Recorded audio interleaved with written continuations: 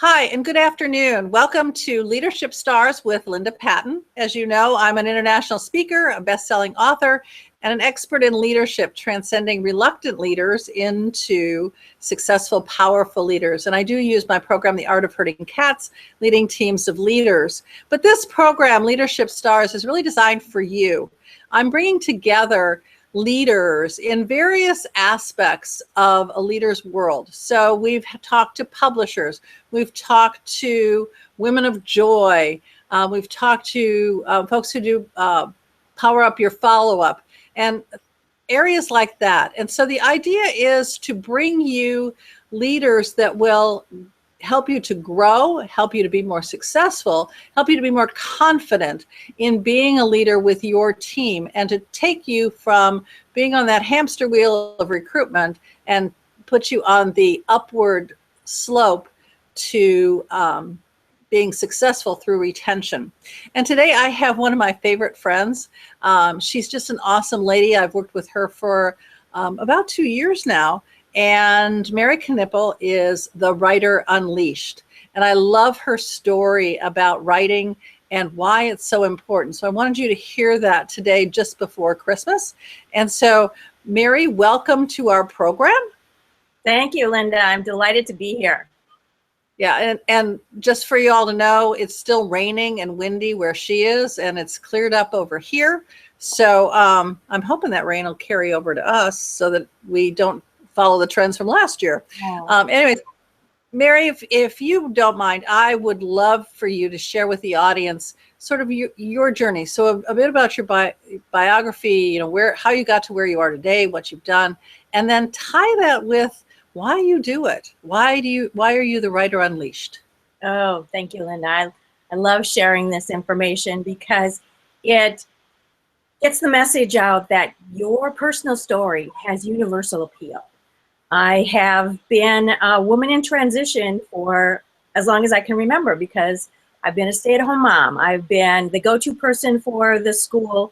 I've been the woman who has re-entered the education experience as a college freshman at 30 years of age. Wow. I have been a journalist for over 30 years, and my mission is to help women who want to share their story find the words and the way to do that. I have been a breast cancer survivor twice, and so that was my turning point to not wait any longer to tell my story and to tell anyone that would listen to me that you are creative and your story matters. No one else can tell your story from the inside out except you. And so, Mary, you help women and men to really become writers, to kind of get over that writer's block and to really share their stories with their tribe, with their community, and that kind of thing. And I'm just curious how you go about doing that. Well, just as you had said that you work with reluctant leaders, I work with reluctant writers, because everyone has a story that the world is waiting to hear.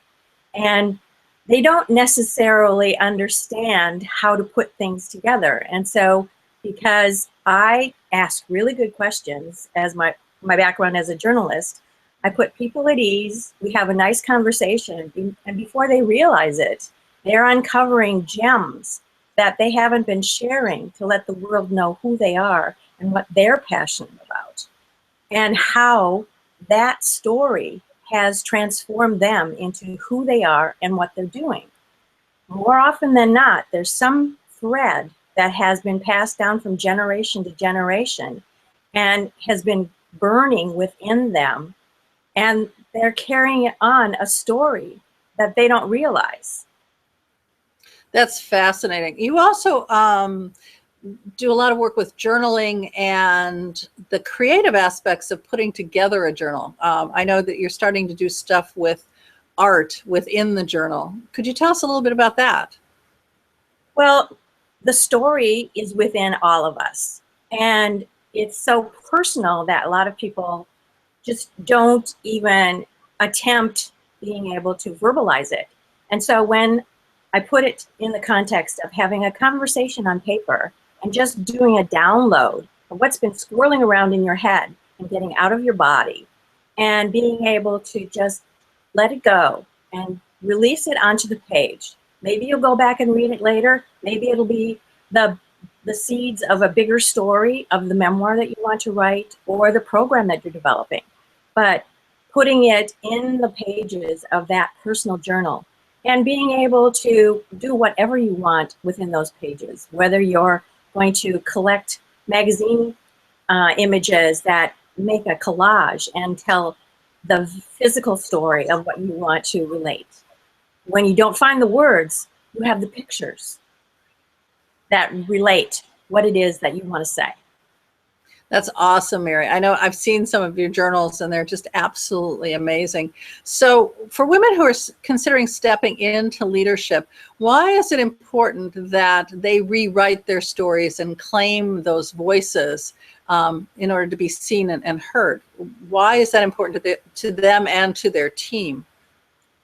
Well, to take ownership of that story, I have an acronym that goes with story, is that this is your story to tell, yours to share, and it's your truth. And you take ownership of that story.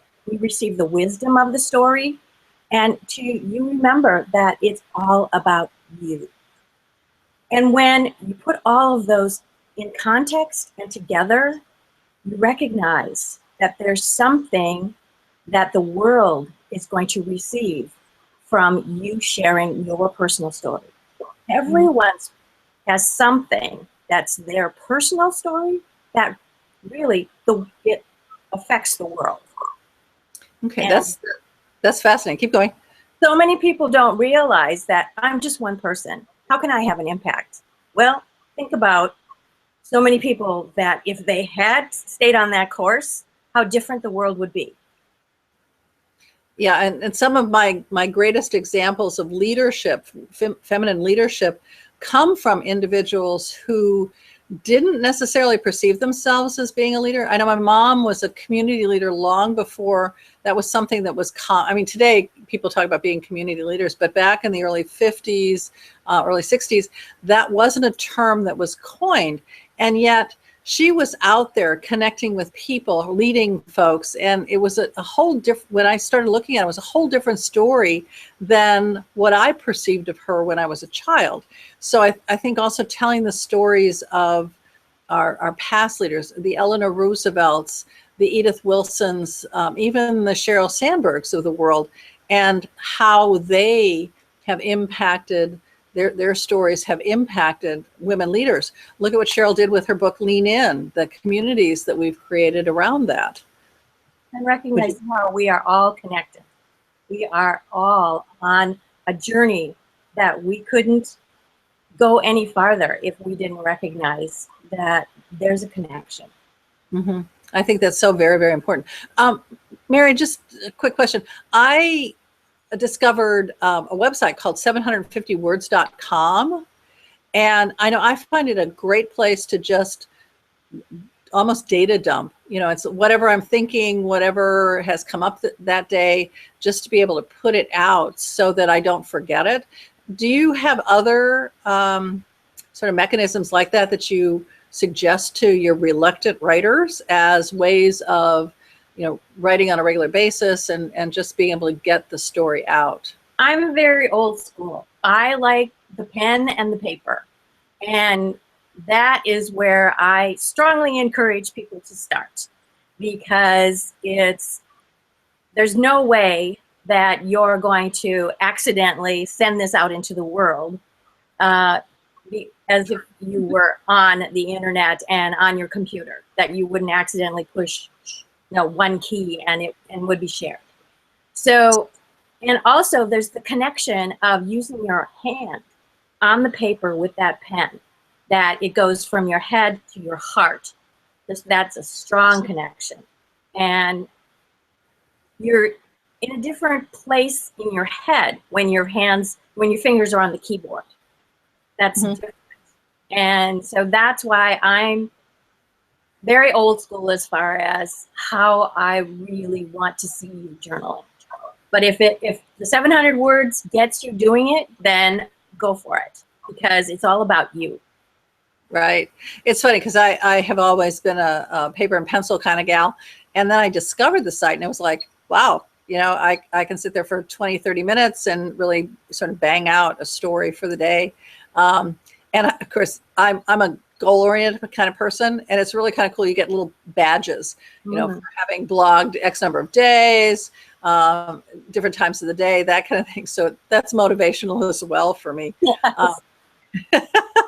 So, Mary, there's another aspect of this around the creativity. And so why tapping into your creativity is really important in helping you to find your life unleashed so that you can begin to lead it. How do those two connect together? Well, so many people do not recognize that they're creative beings just because they are who they are. They don't give themselves credit for being able to take a different route to work, to try a different recipe. Even if they don't like to cook, they're willing to go a different route.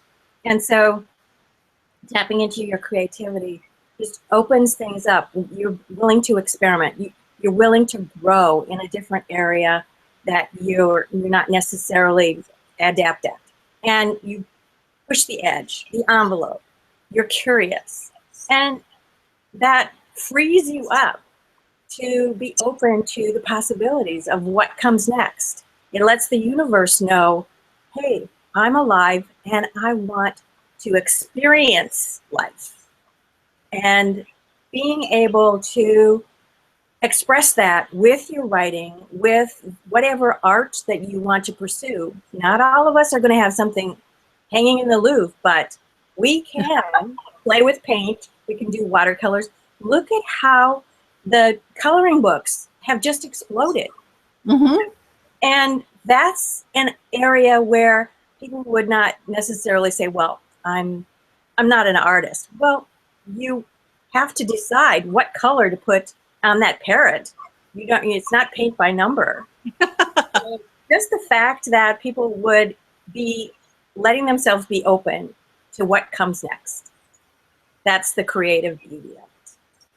Yeah, that's marvelous. I have an old coloring book of mandalas, and then I have one that I got in Seattle of these very interesting animals that are broken, almost mosaic in look. And you get to pick the colors and you get to pick how it's going to look. And it opens up at least my mind, and I would imagine other people as well. Would you agree? Yes. Yeah. I agree. Yes.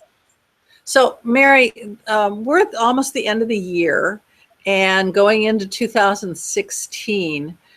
So tell me, what advice do you have for folks as they're beginning to put together their visions for 2016, and from that, their intentions, their goals, and all of that? How can one writing help, and how can it, sort of form a vessel within all this is held, as well as that whole creative spirit in creating what your world's going to look like in 2016?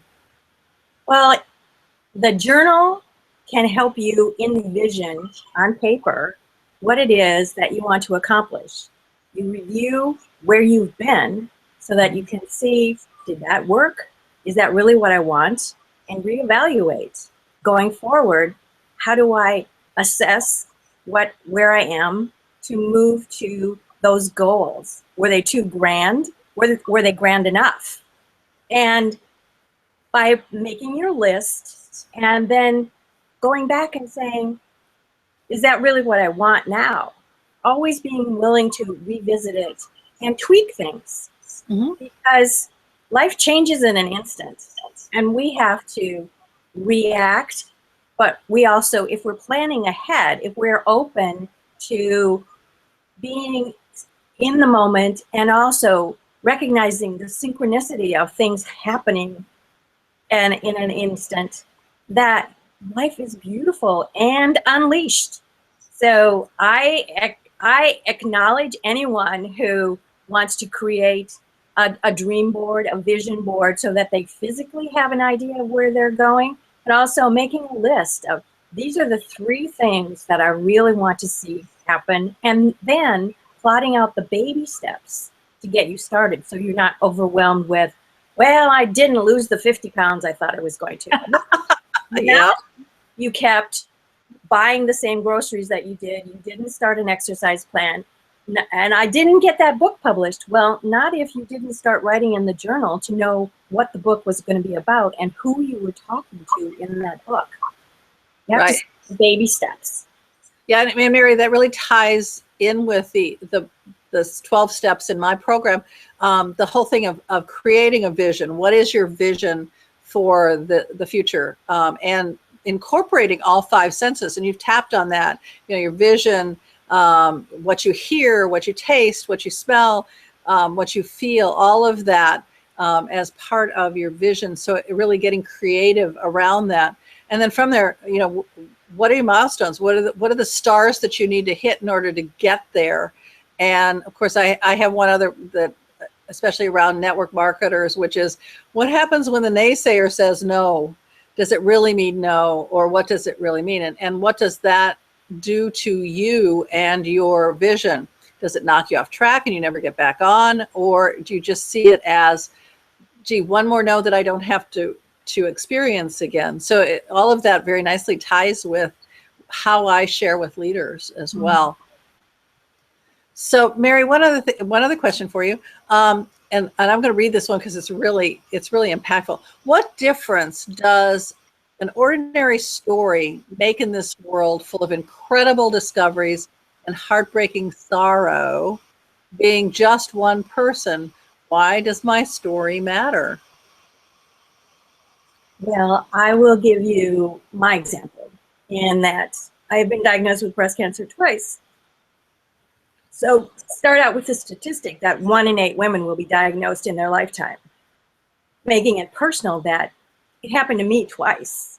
So when I say your story matters, and you can make a difference by sharing your story with the women and men who stay silent because they think, well, what difference is it going to make?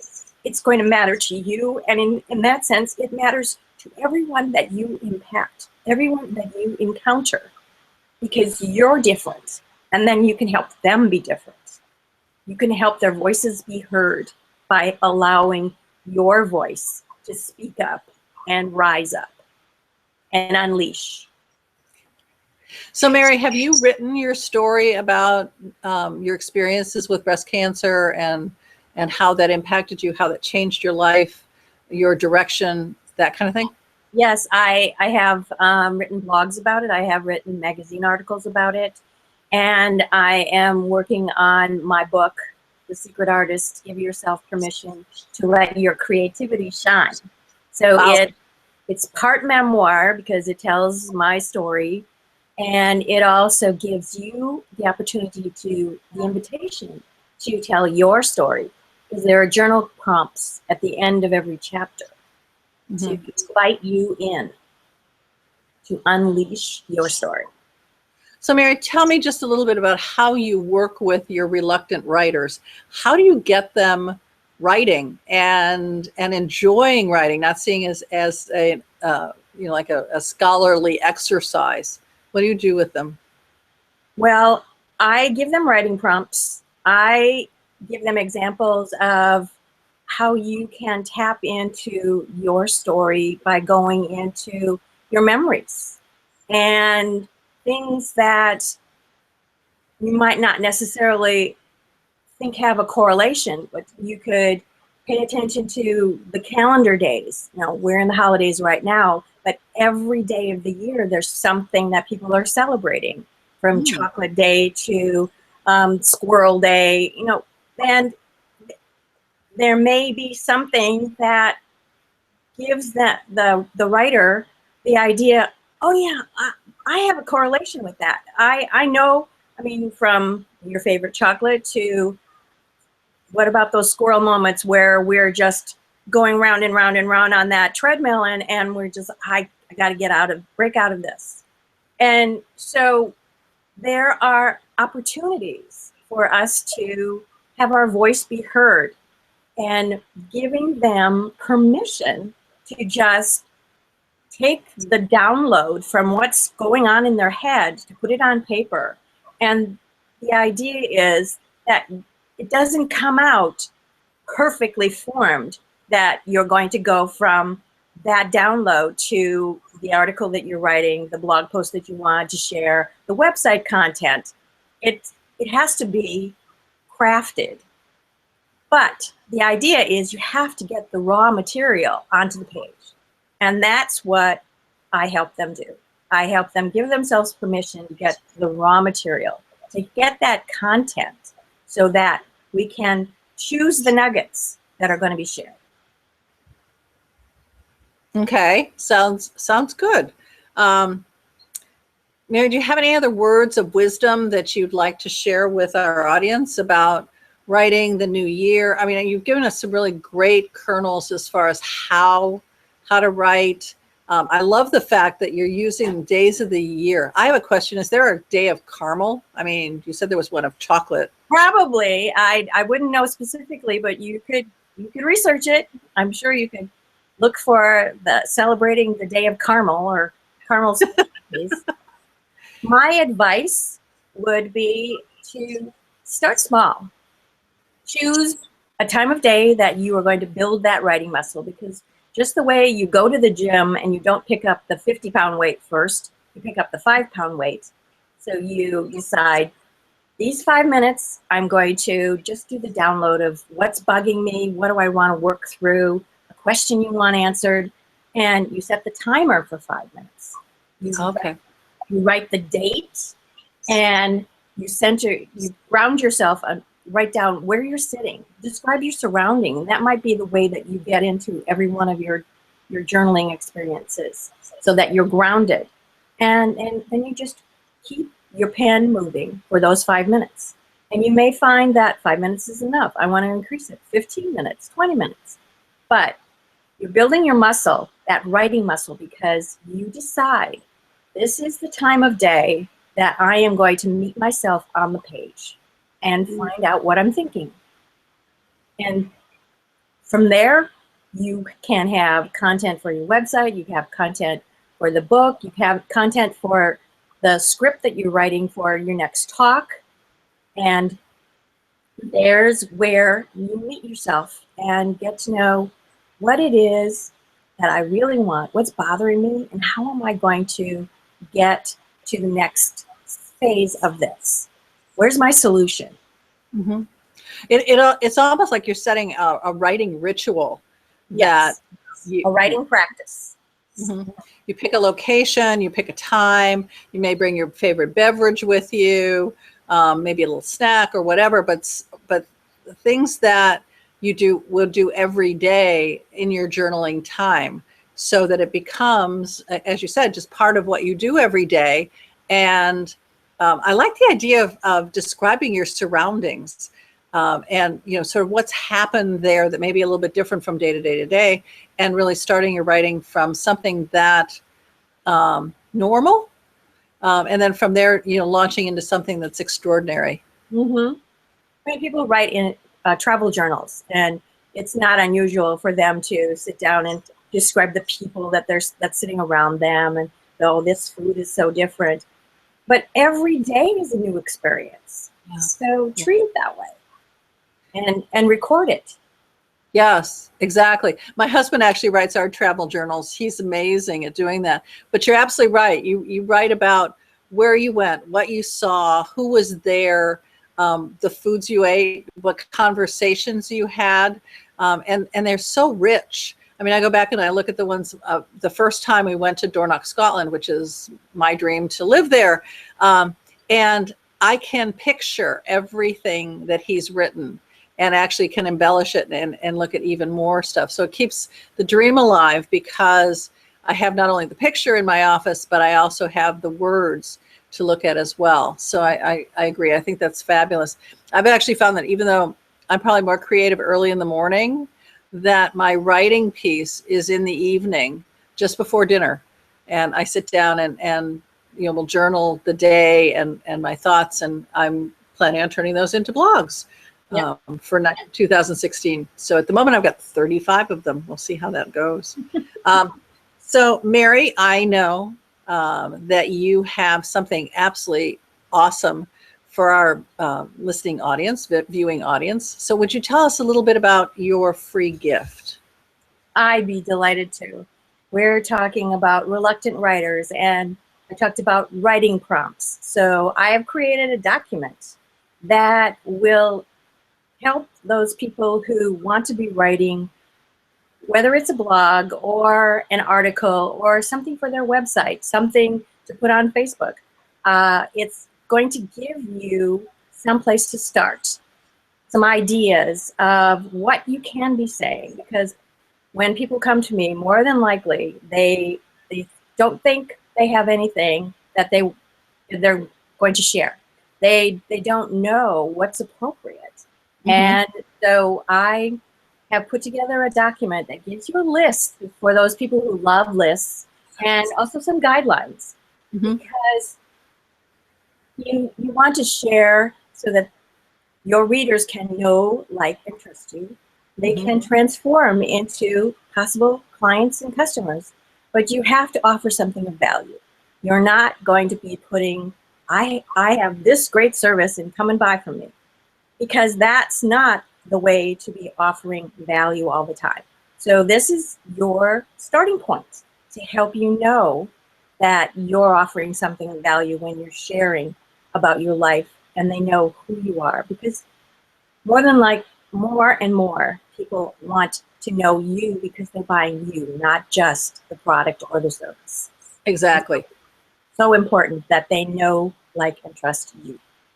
So do you have a web address that they can go to? Yes, they can go to yourwritingmentor.com. That's yourwritingmentor.com. And in the banner, in the top, it says Leadership Stars. And that's where you can claim your gift. That's terrific, Mary. It sounds like something every one of my reluctant leaders is going to want and need.